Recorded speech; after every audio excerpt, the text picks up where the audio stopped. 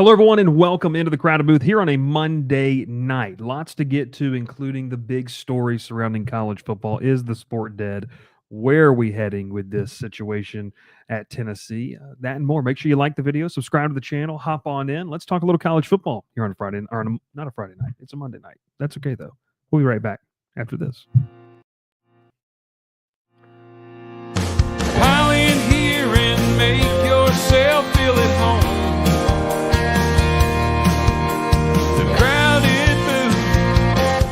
Coming on the Crowded Booth with Bryce Koon.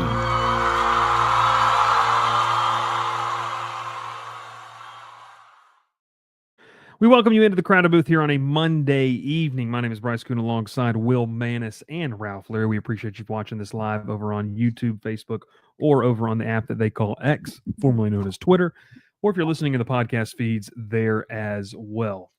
Well, fellas, it is Monday, April 14th. The transfer portal is swinging wide open. We're getting ready for this thing to open right after the spring practice for, I guess, some teams is going to be over. Other teams, it's not. Some teams are playing spring events, and they're still not ending spring practice. LSU, we have 2 days of LSU spring practice this week, so after their spring event on Saturday. All that saying is, all that news going around, we still have college football. We still have news in the cycle, and now I guess we could say former Tennessee quarterback Nico. How do you say it, Ralph? Let's do this. No, let's not do this right now. I was trying to say it in my head a minute ago, and I butchered it, so I'm not doing it right now. Nico Iamaleava. Is that's the pronunciation that I've found like 15 different times. That being said, look, Mort might join the show tonight. Mort might join the show. You might need to say something. Because I did send you a voice recording of me saying it earlier, so it sounded right and it was wrong. So yeah, it was wrong, but that's okay. Look at TriStar, join and be a member. It was because of his father that all this happened. Nico will probably end up the starting quarterback for Troy and lead them to a state championship over Jacksonville State, UAB, and South Alabama, Georgia Tech to the SEC. I would love that. No, you wouldn't. I don't think anyone wants to touch this. We don't play UAB, but sadly. But well, you know. But anyways, Nico Iamaleava. And this whole saga at Tennessee is really, I think, fellas, it's one of those things where just kind of start off here. Where are we in this conversation? Where are we kind of sitting in the day and age of college football? We're going to talk about kind of where this goes from here. We're going to talk about kind of what happened here and who's really to blame. And I think that's been kind of the discourse on social media is who's really to look at and say, okay, this is a problem, that's a problem, when our whole sport is really kind of in a problem there as well. So kind of want to start off with this. What was your initial reaction when you saw the news hit? I feel like this also kind of happened very quickly. You add in Tennessee's spring event, whatever they had up there in Knoxville, where you saw some colorful remarks on the backs of jerseys of Tennessee number 8 jerseys. And then obviously I think that it's a weird one. So I'll start with you, Will. What was your initial reaction to seeing this news, and I guess how quickly this whole thing has just, I guess, come about, really? Well, shocking, I think is the word to use.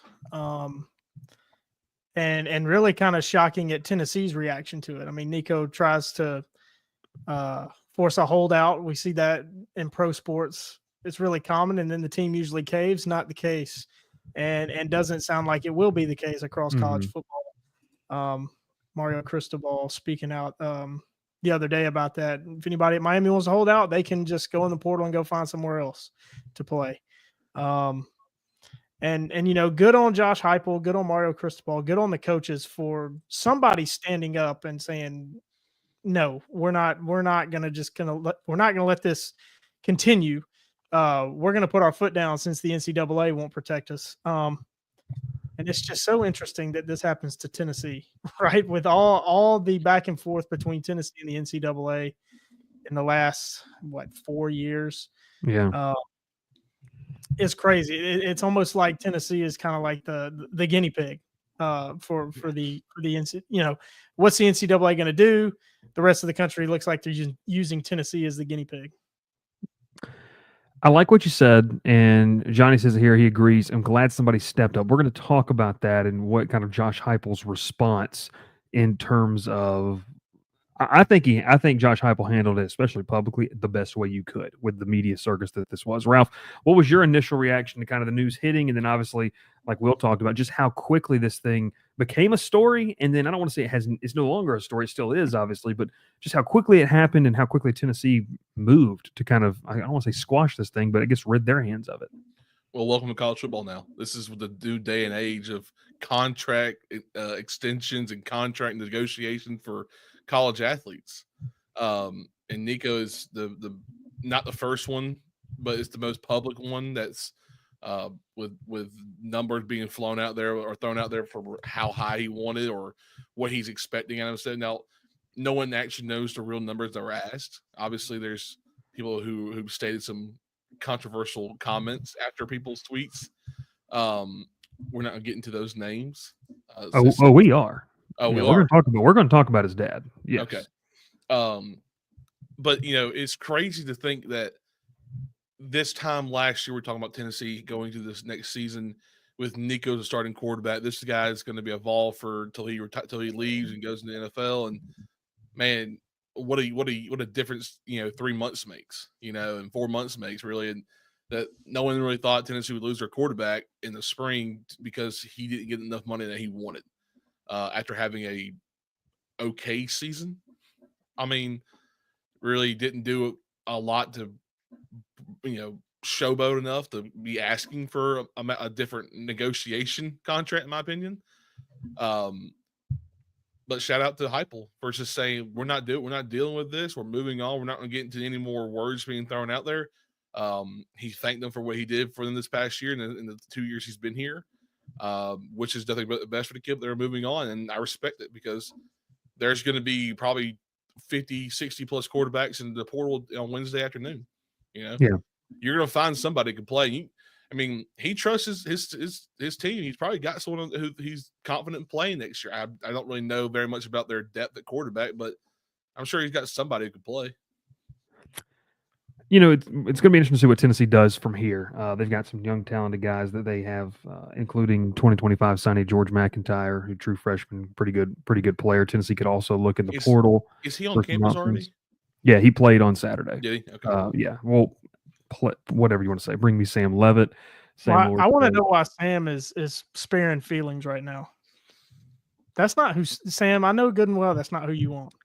Well, yeah, that's not who he wants. We'll talk about what Tennessee kind of does here, but I want to kind of address this in really 3 parts, fellas, because Ralph, was being kind, I guess, and saying not wanting to bring this up. But this really kind of snowballed, I felt like, is you hear about the contract negotiation. Okay. So it kind of begs the question, is Nico in the wrong?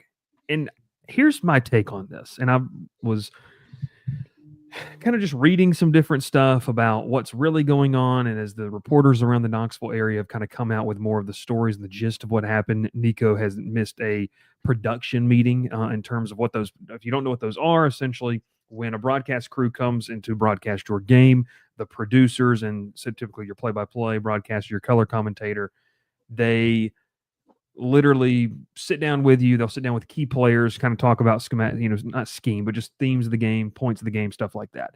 Nico skipped out on one of those, which was kind of just not something you don't like to see. And then obviously the practice on Friday. And I think that's where it not only probably struck a nerve with Josh Heupel, but this probably also struck a nerve with fans as well, because it's one thing to say this, and I'll say it like this.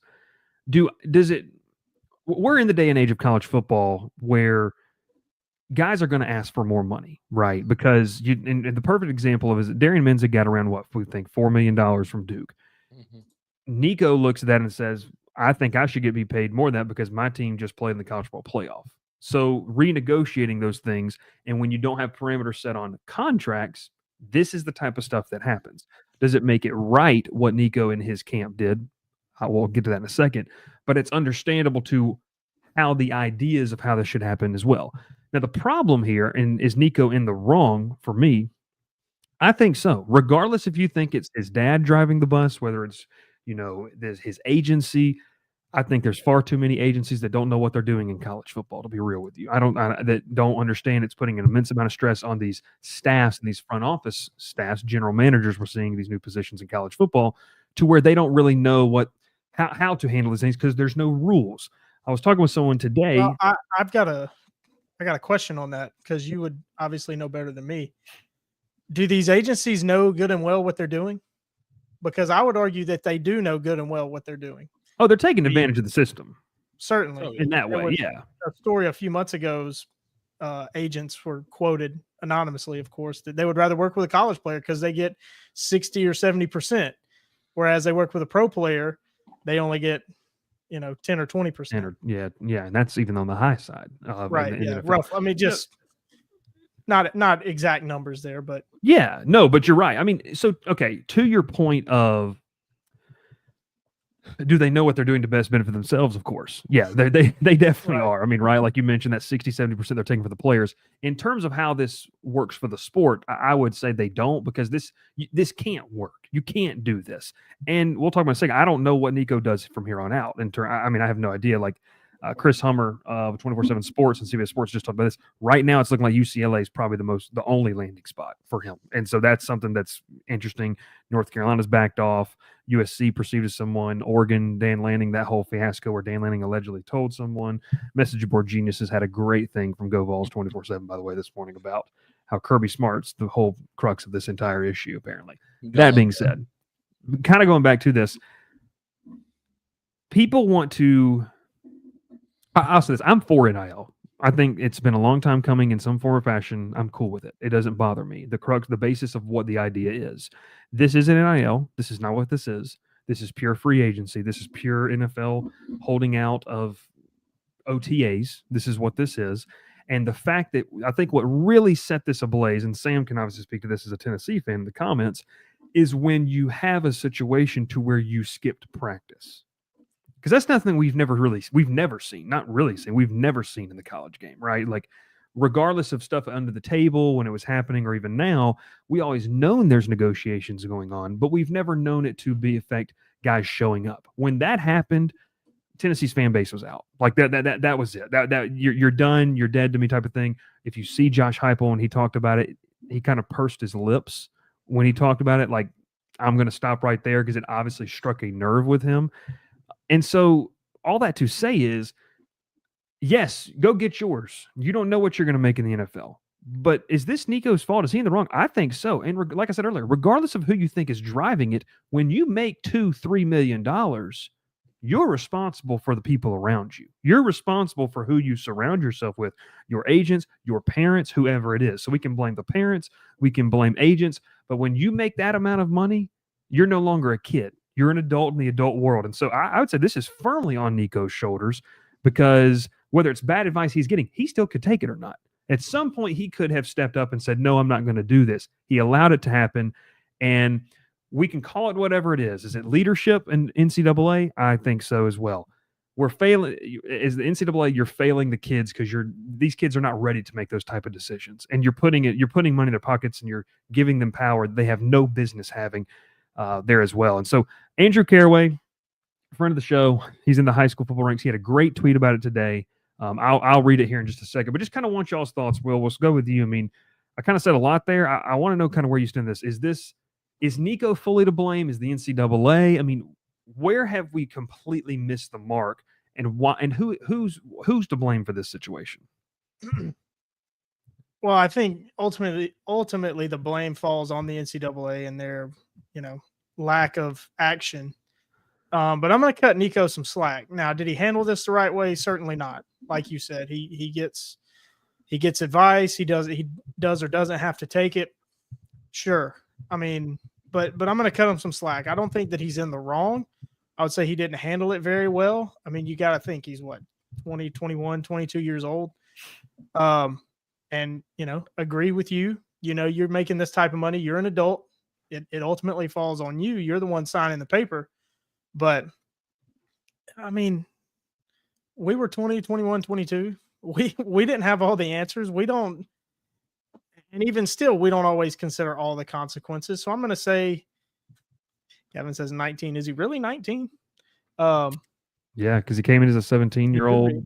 Yeah. Oh, he came in a year early. So, yeah, I'm kind of even more slack. He's 20. 20. Well, yeah. I mean, I'm cutting him slack. I don't think he's in the wrong. I think it's a terrible situation.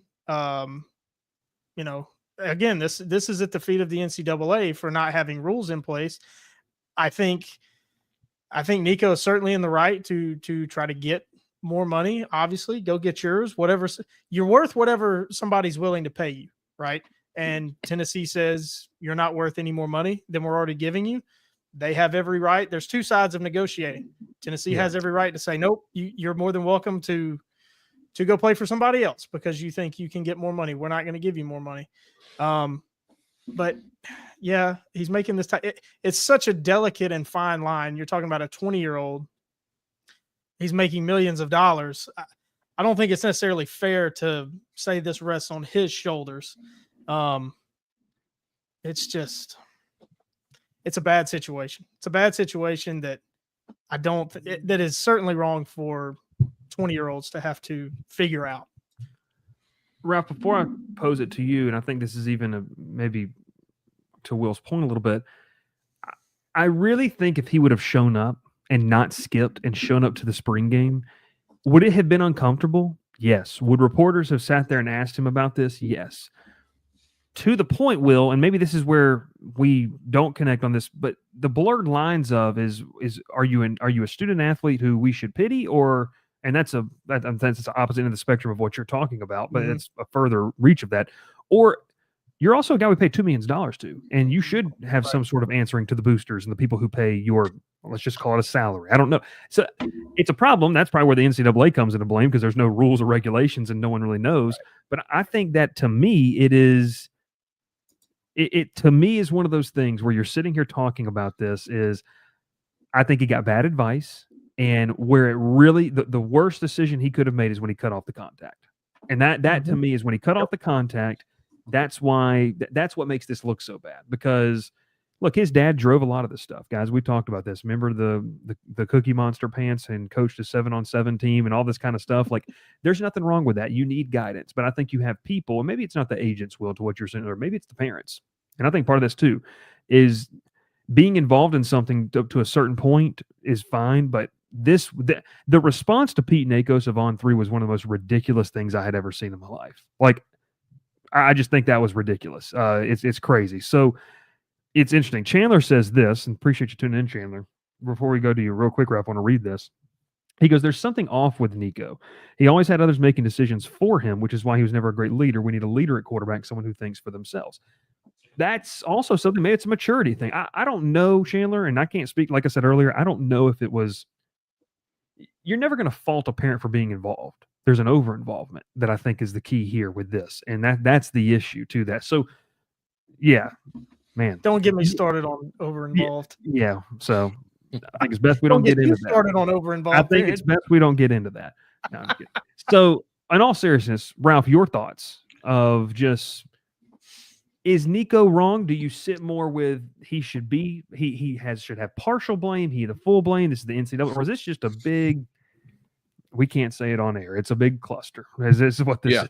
I think it's split right down the middle, honestly. I think Nico put a huge part in this. Is obviously, his agent sitting there in his ear telling him one thing, and then you have your dad in his other ear telling him another thing, that he deserves more money. And I'm sure he's you're a 20-year-old kid, your first person you go to for advice is your parents and your family. And this guy, his dad, has obviously got some frustrations and problems toward people where he thinks his son's better than everybody else. Now, good for you to cheer on your son and support him, but come to realization that your son did not perform exceptionally well last year to be asking for a huge number like this, in my opinion.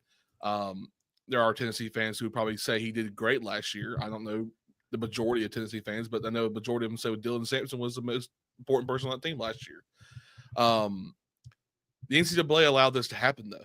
This is what, they never set standards for this NIL. They never set the, what needs to be done. There's, if once you get this NIL deal, you're done. There's no asking for more. There's no, begging for another contract. That should have been set in stone from the get-go, saying like, hey, once you go there and you sign and they offer you this deal, like that's your deal unless you want to transfer out and go somewhere else.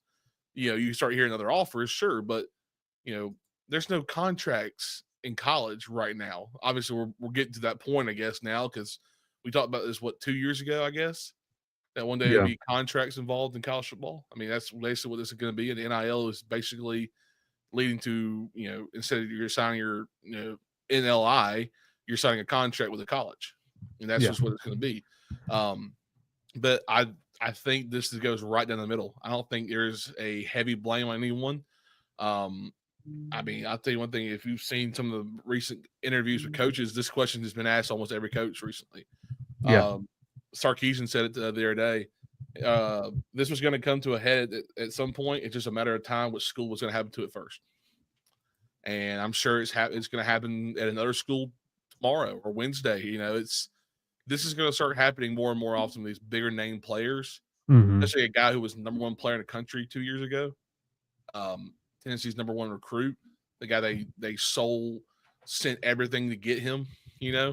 There are rumors of the number they offered him out of high school that he was making this much money coming out of high school was, this is a big deal because this is the biggest name player we've seen this happen to so far. Yeah, we're going to talk about that towards the end of the show because it definitely, I think, is setting a precedent for this another new age of college football we're about to enter. I want to talk a little bit though about just this right here in terms of. And I love this. Daniel says, love the credit booth, but too bad the content level has not been crowded recently. Can't Ralph and Will put together episodes on their own? Daniel? I think it's best if we don't get into that. Well, there's that. We're back, though. We're back. Okay, but going back to this. Job. There you go. Going back to this, I guess let's go with Josh Heupel's response. And Will, you kind of hinted at this.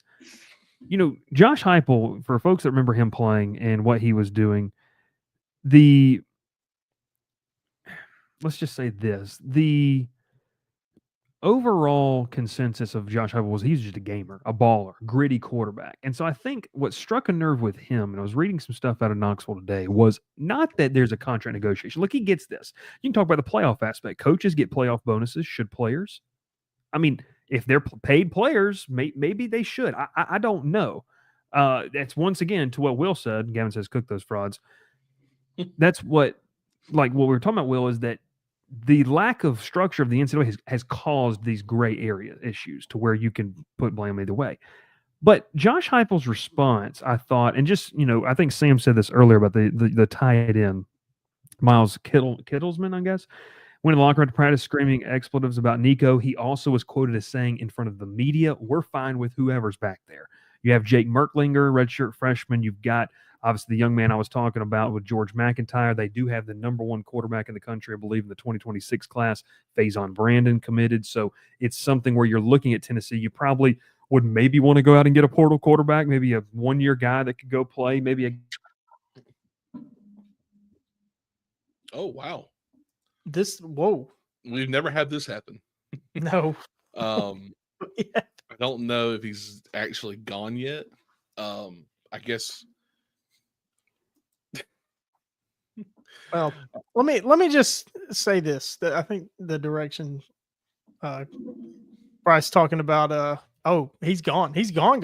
All right. He is gone. Okay. Well, here we go. You wanted it, Dan. Here you got it. Yeah, you got it, Dan. You got it, Dan. I guess Josh Heupel's response. I mean, I kind of talked about it earlier. That he basically just put his foot down.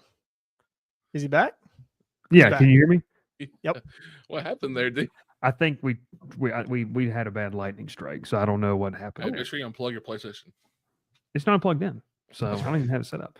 But apologies on that. My point with standing was you have options. Do you go out and get a guy? Do you go out and get a gritty guy? A guy that puts his head down. Yes. The answer is yes. It's just all that saying that I want to go back to Chandler. He's not far away. He's not far away.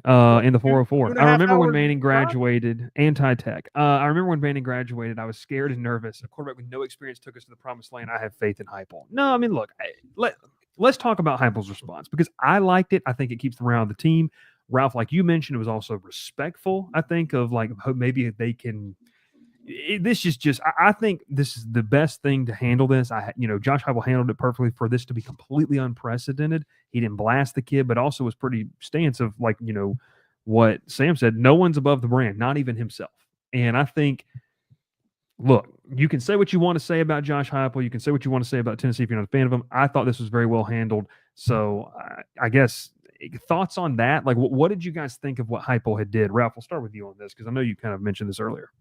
Yeah, I mean, how many coaches do you think would have sat there and would not have, or would have blasted him? You know, I can think of one that's kind of out west that would have blasted every player that enters the portal, and in bad faith occasionally. But Heupel stood there in a press conference where I'm sure every question coming out of it was Nico involved. I think he could have sat there and said, obviously these kids just don't understand what having good faith or having college put all this effort into them and stuff, and that just shows it just shows you how respectful he is to his players, to this team. He mentioned there's no bigger brand than the Power T. It's true. You see that Power T in the orange, it's Tennessee. That's just been a staple for them for so long, and he obviously loves this school, and he's put a lot of effort to it, and so he's not going to bash a kid for making, in his eyes, probably a bad choice and going forward, bad decision. But you can tell it hurt him a little bit to lose a guy like this, because it was probably his best recruit he's gotten. No downshift to anyone he's had, but this was their number one guy, and this is when Heupel's kind of big recruit got there. So going forward, Heupel is as of right now, he's done a great job. But he's not answering more questions about this. This is probably the only time he's going to answer them, and he's done. They'll hit when the portal opens up Wednesday. They'll hit hard. I'm sure there'll be some rumors about them going and calling people and making all this stuff's going to happen, but no one knows anything until it actually happens. Will, your thoughts on? You kind of mentioned this. I think you liked the swift response of Tennessee and Josh Heupel in the situation. I did. I mean, it's leadership at a time when leadership is sorely needed in college football. And the comments, Tennessee fans, they're more tuned into it than me. Talking about Nico's maybe lack of leadership. So somebody in Tennessee had to step up, and this time it was the head coach. I think that shows that Tennessee is on the right path, no matter who is the quarterback. I've always liked Josh Heupel. I've always liked him, even though, when he was hired, I talked a lot about how he was a lazy choice, but sometimes the lazy choice is the right choice. And he's proven that. He's gone to the playoff and only looking to build, and shows the strong culture that he's instilled at Tennessee. And, just by coming out and saying nobody's bigger than the Power T, just shows, man. If I'm a Tennessee fan, I'm not worried at all. The reception online from Tennessee fans has been nothing but positive. Supporting Heupel. But obviously they have a bad taste in their mouth from Nico's last game. Now that playoff game. So it's easy for that the response that they've had. It's easy for them to have that response, but and Heupel, you just keep checking boxes for me. And this was a big check mark. So I think what's interesting to kind of look, we talked about Heupel's response. It was a swift response, but Tennessee, they get to move forward, whether they pick up a transfer portal quarterback or not. I think that's a really talented young quarterback room. We'll see what happens. We'll see who enters. I mean, I'll tell you one thing, there was some tampering going on today. That is for sure. There was some tampering going on across college football today, and obviously they're going to go that. Chandler says Belichick and North Carolina signed him. Sam says UNC said they're out and they're going to win the South Alabama quarterback. Yeah, Gio Paez has been rumored to be the guy for them. Maybe a little premature crystal ball. Wait, not Gio Paez. Yeah, Gio Lopez. Who's Gio Paez? Gio Paez is the defensive lineman for LSU. But yeah, Gio Lopez gonna be potentially a guy where we don't have to get into that. That'll get people emotional. Going to be the guy for North Carolina in a weird room over there. So all those things saying, I think that I like the response of Heupel. I like the swift response. I like how they handled it. And I'll just say this too, like Ralph said earlier, like it would have been, how many coaches would have stood up there and done that? Well, they would have had to if they wanted to keep their jobs. And the SIDs would have coached them on saying that. But here's the truth of the matter. You had a parent that was completely in over what they were doing, way too over involved, and it was being ridiculous. But absolutely, I mean, just that's the most ridiculous thing I've ever seen in the world. Regardless if you think that was true or not, people are not reporting things. Well, some people do. People are not reporting things that they haven't thoroughly vetted or that they look at. Want to name Okay. names? I don't want to put a name on it. My name doesn't start with a K. I think that people don't, especially let's just be real, especially a reporter with the notoriety of Pete Nakos. I mean, this is a guy who's known as a transfer portal reporter. He's got good intel. He's talking to agencies. He's not going to make that up. Like, that's not something that he's just sitting there saying, okay, especially to the magnitude of what the story was. This wasn't just, entering the portal. This was, I mean, for lack of a better word, this is kind of some damning stuff to the NIL and the credibility and the image and the marketability of Nico, right? Like, this is something that could hurt him and probably is going to hurt him. So I think that was crazy. So hats off to Josh Heupel for taking the high road when behind closed doors, like Sam said, there was probably some colorful conversations between he and the staff, he and administration, and obviously from some of the players in that locker room. Man, you know what? I don't know if people remember this. When Jaden Daniels left Arizona State, the clip went viral when Jaden won the Heisman. The guy that says he wasn't even good anyways type of thing. It went viral after he won the Heisman or something like that. I wish we could get a viral clip of some of the things that were said from these players. And it was crazy is I was on Twitter earlier looking for stuff about this, and that was one of the first videos popped up. It said Tennessee players right now in the locker room. Oh, yeah. And that's what's funny because that's the first thing I thought of too was Jaden Daniels leaving. No doubt. Oh, yeah, that was and then won a Heisman 2 years later, ridiculous. So Josh Heupel's response. Let's kind of take the last step here, and I know this is something that I think Will's going to get pretty passionate about because I think this has set a precedent of college football being in a very dangerous spot. I think that they're on, and I don't want to look.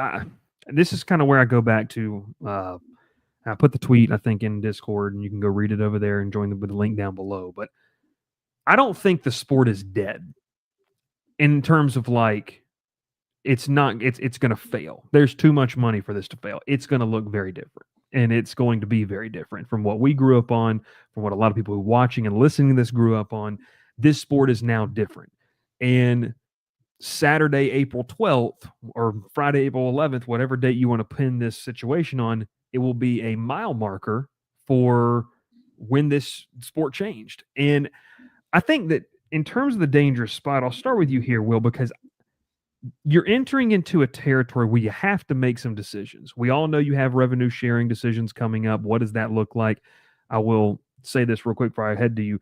I talked with someone today who's at a smaller school who says, yeah, bigger schools don't have this figured out. Imagine how smaller schools feel, where there's literally going to be people, okay, that are cutting positions in their athletic department. Assistant director of marketing, assistant director of ticket sales, so they can pay a quarterback. That's nuts. That's crazy to think about. We're talking about that kind of stuff. So that being said, you're in a dangerous spot. I feel like you're teetering on what this is. I would rather us just go and rip the Band-Aid off. Shout out Gavin. I'd rather us go just rip the Band-Aid off, Will, and let's just make this minor league football. I think you're too far down the road to go back because the only thing I think maybe you want and I want and Ralph wants, I'd like it to be like old, but unless you do an about face and turn around, you're not getting that back. So let's get out of this purgatory that I think our sport is in right now. Well, I think that this situation put us a step back toward where we were before. Fair. Because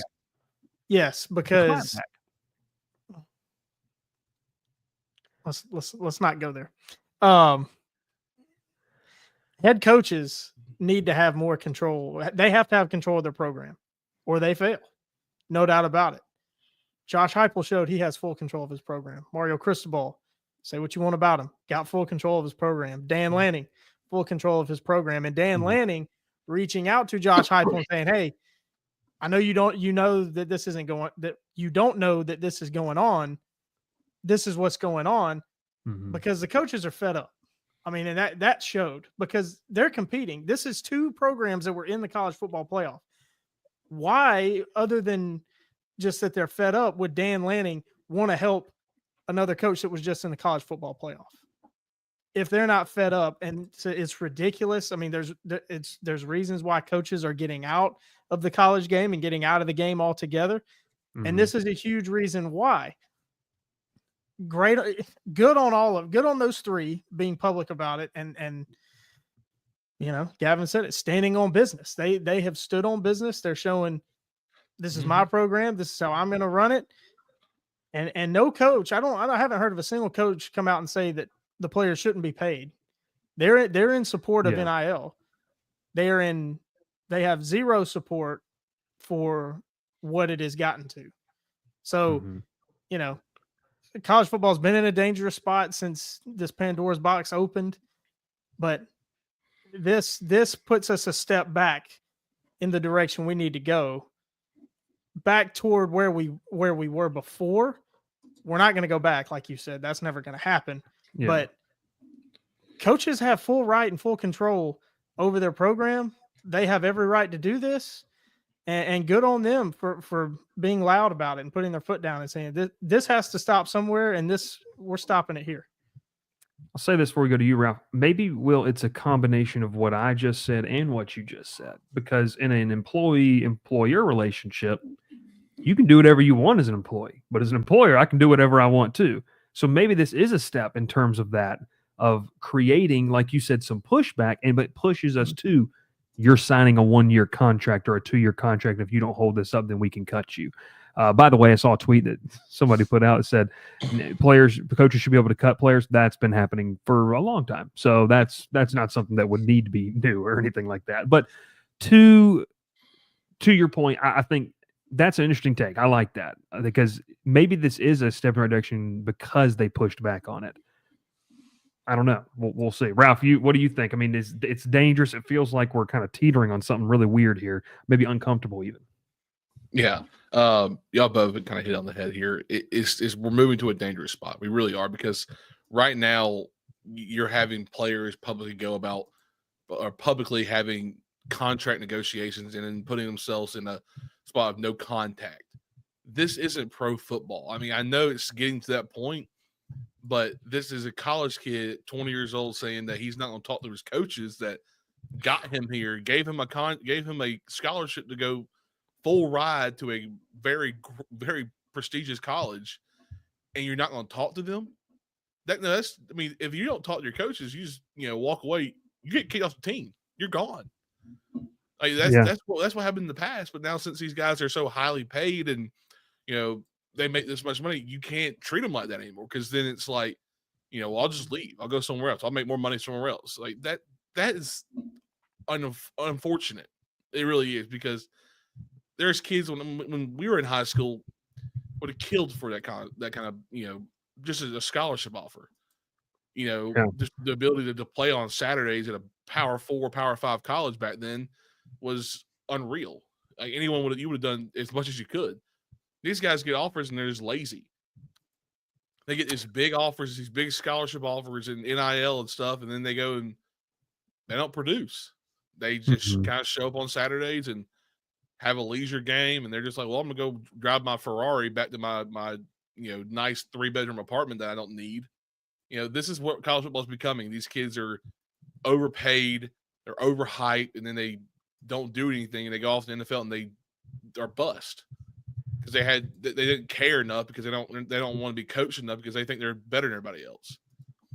This is where we're going down to, because back in the old days, this didn't happen. And I say old days, I'm talking about like 6 years ago, when college football was at its peak, when we had first few years of the playoffs, and it was just 14 playoff, and you didn't have NIL. You were just watching kids go out there and they're playing for their team, the university, or with their teammates. No one cared about NIL. That was what it was more fun to watch to me. Well, I will say this. To that, yes. I mean, there was a gratitude aspect of having a scholarship. But these people are making millions of dollars off of these kids to have a couple $100 stipend a month. Like, let's have NIL. Let's have that. Let's, but in the I'll say this, and this is not, I don't know. I mean, it's not public knowledge because it's not big enough, but where I went to school, Berry College, okay, Division III school, there's no athletic scholarships, but you can have NIL at that level. Well, one of the things that was interesting is the local wing place that we all went to in college sponsored the quarterback and like a couple big players, and they just did like a little radio ad. And the guys got like a free 6-count wing, whenever they went. Or the local car wash, the local car dealership. Like that's the stuff that makes sense. The actual pay for play is different, to your point. So I don't know. It is interesting to look at. I mean, when I was at Troy, we had people getting the local feed stores. That was really about all we had there. Yeah. No, but like the small businesses, being able to do that makes sense. I'm fine with that. I'm totally fine with these play. Like the steakhouse in Auburn gives the all the linemen NIL deals. That's fine. That's great. They go out there and eat on Thursdays or something like that. Will something like that? I have no idea. I only pay attention to programs that make the playoff. Those are only practices I attend. I'm sorry. I should not have brought up Auburn. I apologize. That's on me. I will not make that a statement tonight. I want to answer Nancy's question before we get to we're having one phone call in the show tonight. Nancy asked this, and let's answer this real quick. Wouldn't his team be resentful if Nico got his way? This is another very important point, Nancy, to that. How many quarterbacks of SEC 8 Power 4 teams would have walked into their coach's office on Monday morning if he would have gotten his way?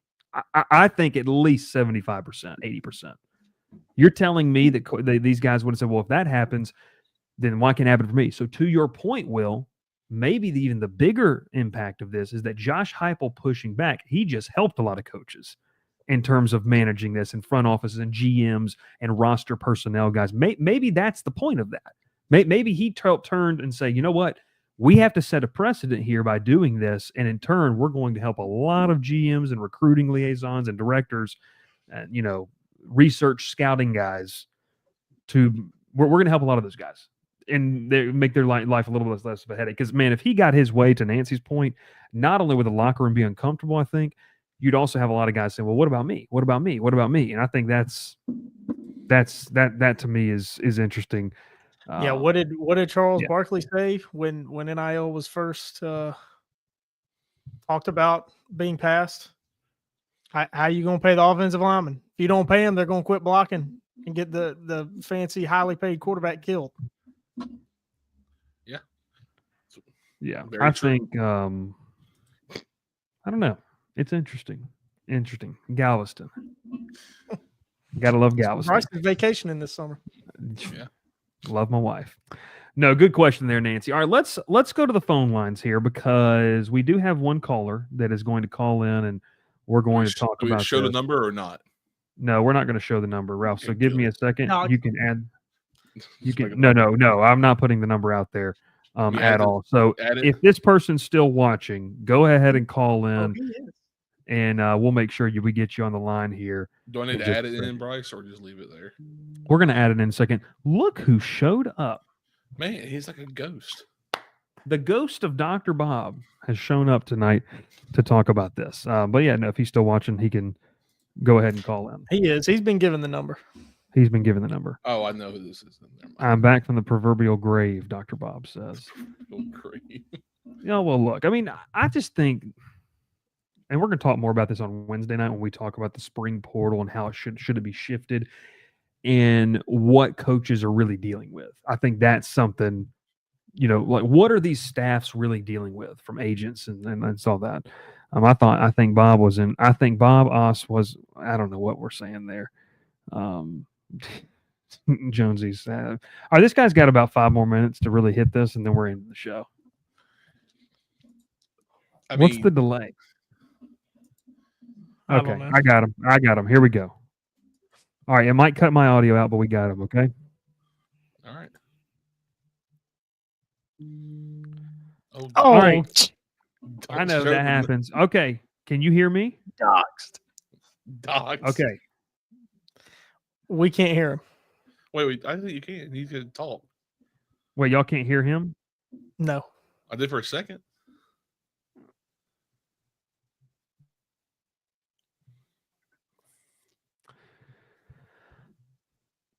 Okay. Wait 1 second, Sam. We're going to get you here in a second. Okay. Fellas, you guys talk while I figure this out real quick. Just talk more about the precedent it says, or talk about what Nancy's saying. Nancy says Don't envy coaches. Don't envy coaches. Not much time to coach dealing with all the NIL and portals. Absolutely. I mean, you have to be more than a coach. That's why we're seeing so many GM positions now in college football and bigger scouting departments. I mean, they're looking more and more like NFL front offices. Yeah, the recruiting is so much, it's so different than it was 5 or 6 years ago.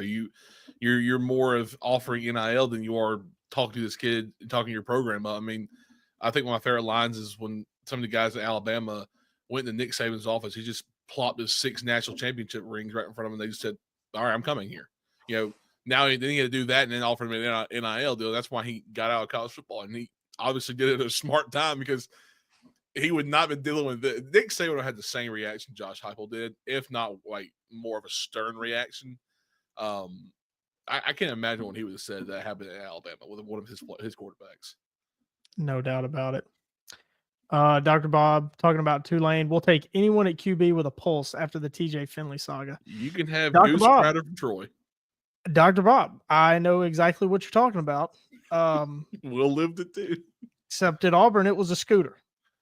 And this time it's a car. The funny thing about this, about TJ Finley and his scooter incident. So if you don't know the story, TJ Finley was essentially chased by the police. He was on a scooter from Auburn, Opelika area down to Phoenix City, which is right next to Columbus, about 30-minute drive.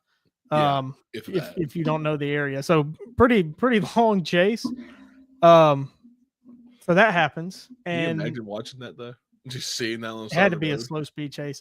Allegedly, TJ didn't know that they were trying to pull him over, and he just kept going.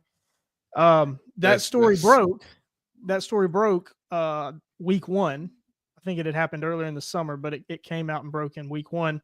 Mm-hmm. And it just so happened that TJ had an NIL deal with Extreme Power Sports in Columbus, and the commercial ran during Auburn's week 1 game on Saturday. I think the day of that story broke. So hilarious timing. That was probably one of the funniest stories. Oh, we're gonna okay. All right, I'm not putting Gavin's comment up there. Oh God. All right, hello. There he is. We can hear him. We can hear him. So we can't hear Sam, Bryce's voice. Oh, there he is. Yeah. give us. Oh, apologies, Mort. Yes. Give us your thoughts on what happened, why it happened, and how do you feel about how things have shaken out over the past, let's just say, 48 to 72 hours. So at first, when the report broke about Pete Nikos, and I see Nick, that's his dad's name, Nick. All right, Greedy Nick, as the Tennessee fans are starting to call him. He really set this thing off because I was like, yeah, Nick's on our side. Like, I rock with Nick. And then Nick goes radio silent. I go to sleep Friday night. I wake up, and next thing I know, I get a text from my friend. And next thing I know, it's sanity check. I'm ready to jump off a bridge. I'm looking for the nearest bridge in Columbus. I'm ready to fight someone. I'm mad. And so I go to Twitter to figure out what the heck's going on. Well, then I see the reports breaking that he skips practice. He skips practice. Who does that? Who does that to their team? I mean, you just went to war. And so then I'm like, you know what, whatever. He's sick. We're just going to say he's sick. And then I see the report about Miles Kitselman. That goes crazy. I'm then starting to get mad like Miles Kitselman, saying words probably similar to what was said in that locker room. And all of a sudden, I'm like, you know what, fine. I go to sleep that night. I wake up.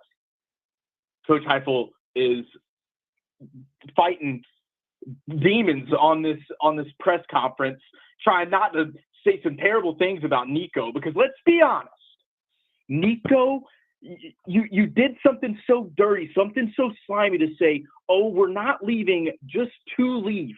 And at first you feel bad for the kid, and then I see some bogus comment from Robert Griffin III, and he's talking about, well, coaches can leave at any time.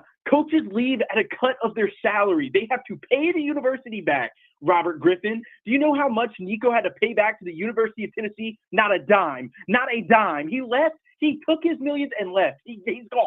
He's gone. He's not coming back. And here's what's even crazier about the whole freaking thing is He didn't say a word, not to anyone. He didn't talk to Coach Heupel. He didn't say anything like, hey, Coach, sorry, blah, blah, blah. My mental's kind of checked because I was trending for 24 hours, which is what his camp tried to say, which, by the way, you're the starting quarterback of a Power 5 school. You're always trending. You were trending after the Arkansas game, and I don't see you skipping class after that. Oh, by the way, then Josh Pate goes on air and says he was trying to fight his contract while he was threatening to sit out of the Ohio State game. The biggest game of your career, the biggest game you'll ever play in college football now, because here's the thing. The biggest game you're ever going to play is for the University of Tennessee, because you're going to Independence Community College. Because you're not going to go Power 5. You're not going to go Power 4. You're not going to go G5, because you are viewed as untouchable by Dion, Dan Lanning, Lincoln Riley, Bill Belichick. People are saying he's going to go to Tulane. Blue Blood bias apparently DM'd Nick today saying, oh, where's he going to go? And he said Tulane. And, guess what? Tulane just lost their quarterback because of money issues. No one's going to want to pay the price tag for this kid after a mediocre at best season for what he was recruited at. What he was recruited at is not 19 touchdowns where, by the way, 10 of them came against, Kent State, Chattanooga, and Vandy. This is absolutely a terrible decision by Nico. It's going to tank his stock, because at the end of the day, when it comes to interview rooms for the NFL, they're going to have to ask the question, hey, what happened on April 13th, 12th, 11th, and 10th? What happened those days? And he's going to have to sit there and answer, well, Coach, I just got greedy. But you think it's going to sit well when NFL guys are trying to find people that are going to play for them, and you're sitting out over a paycheck? Over a paycheck that you didn't deserve based on what you did on the field. If it wasn't for Dylan Sampson, we wouldn't have been in the playoffs. We should have beaten Alabama by 3 scores, but guess what? You overthrow 2 deep balls, and we only win by 7. It's ridiculous. The state of college football is crumbling, but thankfully, because of Coach Heupel, it's somewhat saved because we finally had someone push back. Well, I mean, I don't really know if there's anything else other to say than what you just said. I do think it's funny. Dr. Bob says he was counting the days backwards, which I've never heard anyone do, but that was pretty impressive. I do want to ask you this, Mort. Okay, before we get you out of here, you did just mention I think what a great comment was when he goes into what we all assume is going to be an NFL draft room a year from now, and it has these meetings and all this kind of stuff. Like, you can't run from that question, right? And I'll ask you this too. Would you have rather seen what was the worst part, the actual contract negotiation or him not showing up, in your opinion? I think the contract negotiation, I feel like, is fine, because at the end of the day, people rework contracts all the time in the NFL. We see it happen with guys like Dak. We see it happen with guys like Justin Jefferson. Dr. Bob, stop talking about the trash can. We see it all the time. And the thing is that it's normal. Not showing up for your teammates because of money is, I think, where NFL teams will draw the line, because that's where we see the likes of people like Le'Veon Bell, who flamed out in the NFL once he got paid. We also have Antonio Brown, who flamed out kind of sort of once he got paid. And it was all about money for these guys. And then once they finally flamed out, it was over. It was over for them because they made it all about money. They didn't make it about playing the game. Michael Strahan said when they won their second Super Bowl, people asked him, what was so impressive? How do you build a team like this? And he said, you don't find people that want to make millions and millions of dollars playing this game. You find people that want to play the game and win. At the end of the day, when you look at Nico, you have to ask yourself, is he playing this game to win, or is he playing this game so he can make him and his dad and his family a lot of money, and that's his primary motivation. This holdout or whatever you want to call it only hurts him because he didn't go to practice, because he gave up on the team, because he stepped away with no contact to anyone. No teammate has yet to hear from him still, to what I know. And I think that is overall the worst thing that they could do. He's not motivated to win. He's motivated by money, and that is going to hurt him in NFL draft rooms.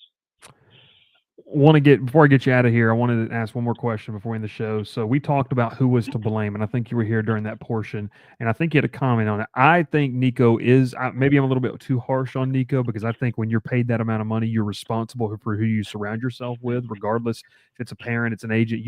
If you're making that type of money, then you're responsible. Will said that maybe it's also the NCAA's fault. It's as a whole. Where do you think? Where do you think the blame lies? And Ralph, by the way, said split down the middle. What would you kind of take away from this in terms of who's to blame for this specific problem? So I think initial reactions, I think the finger is pointed to Nico and his dad. And I'm still pointing the finger there. I'm still mad about it. I still think that if you wear the power tee, that you are beyond, money, that you're motivated. You slap a sign every day in practice before a game that says you'll give your all for the state of Tennessee. But it wasn't his all, because what he was giving his all for was, once again, a paycheck. But also, if we look at it, I said this in the comments, in 2016, when they knew this was coming, they saw it coming down the tracks, and they sat on their hands and didn't do anything about it, just as the way they saw they saw the transfer portal coming down the tracks, and they sat on their hands. And now the NCAA is bound and they can't fight a battle to make this fair for universities, for coaches, for teams, because the player holds so much power. The individual holds so much power of their name, image, and likeness. And so that means that it's just unfair, and they're legally going to have a hard time fighting a battle to legislate NIL and the transfer portal from here on out. It's going to be an uphill climb for the NCAA. I think the finger goes both ways, but at the end of the day, 10 years from now, our finger's going to be at the NCAA for all of this. That's more. We appreciate you calling in, brother. Thanks so much. Yep, no problem. Good stuff. And I think a good way to end tonight's show. It's really interesting. I don't know. That was interesting to hear. A lot of great points. Do you think Nico will see that? And we're posting it.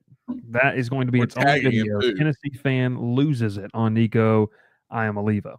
Okay, so Iamaleava. I'm just kidding. So, all right, interesting stuff. Big storylines. But spring balls continue to go. Spring portal is as well. And for Georgia Tech fans, we're talking about that spring game. And now I think the secondary has got some promise to them. We'll talk about that later this week. And then Wednesday night, same time, same place, we'll be talking about this spring portal. Working on getting a guest here on the show to kind of talk about who's worked in some of these front offices, who knows kind of firsthand what these people are having to go through. My phone doesn't have minutes. That's what happens when you have a job that doesn't require you to, I don't know. Let's not get into that. Let's not get into that. Let's don't do that. All right. We appreciate it. He is Ralph Leary. That is Will Manis. My name is Bryce Koon. Thanks so much for tuning in. Thanks for the comments. Thanks for the likes. Make sure you like that video, subscribe to the channel, and we shout out all the amazing people who believe that help make this possible and continue to get those numbers up over on the listening thing there as well. Wow. That's a loaded question. Nancy. Bryce, how is LSU community doing with the recent death? It's terrible. It's really bad. It's really sad. Regardless of, I'll say this, I haven't said anything about this publicly. Regardless of whatever happened that night, you never want to see something like that happen. And so Kyron Lacey was a fun young man to talk to him multiple times in the past 2 years, and had a really lively personality. And it's really sad to see something like that happen. Like I said, regardless of the extenuating circumstances around the situation, it is very sad. So thanks. A good question there, Nancy. And obviously hope that prayers for his family, prayers for the family that was affected by the death back in December there as well. So we appreciate everyone tuning in. This is the Crowded Booth, and we will catch you next time. We'll see you Wednesday night live talking about the spring portal and the window. How should we change it, and what would we want the college football calendar to look like? We'll see you next time. Pile in here and make yourself feel at home. The Crowded Booth is coming on. The Crowded Booth with Bryce Koon.